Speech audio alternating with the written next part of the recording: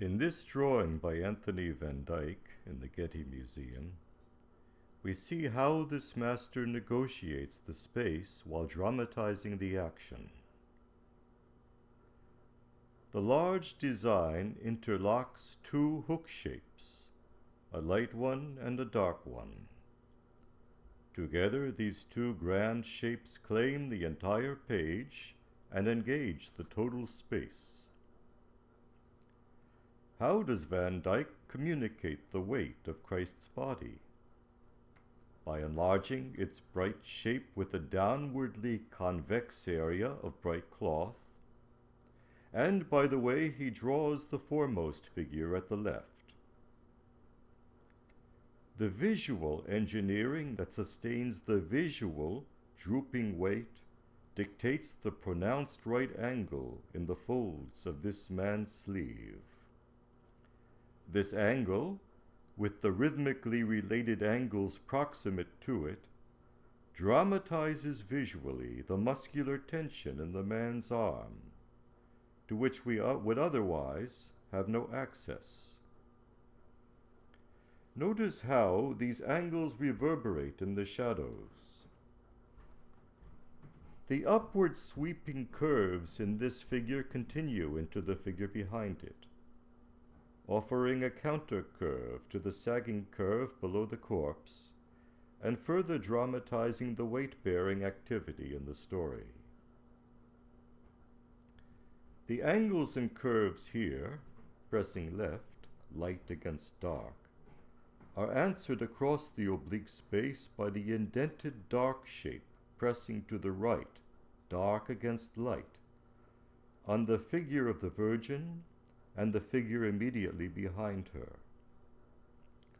On the picture plane, these parentheses are displaced rhythmically, as interlocking curves, similar to those which are always found on the contours of human limbs. It is an energizing arrangement.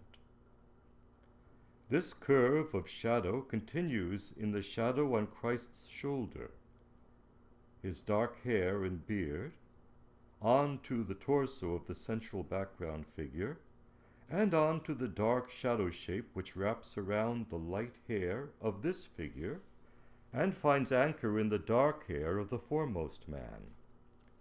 Thus, the whole group is drawn tight, and we feel the outwardly pulling convexities all the more through the balanced tension.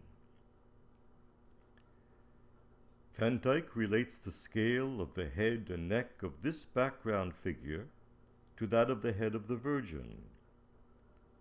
This scale relationship pulls the light tightly across to the left. Constrained by this intrusion of light, this shadow passage pulls down and to the right. A multitude of complex enclosures enriches both the two-dimensional and the three-dimensional choreography of graphic elements.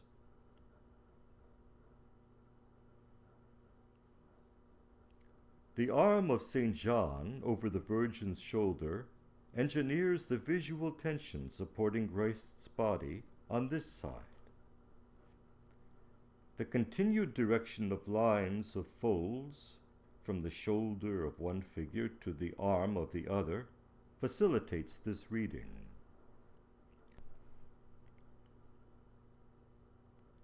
The diffuse gesture of foliage up above this arm scoops open the space in which the gesture of the arm can occur.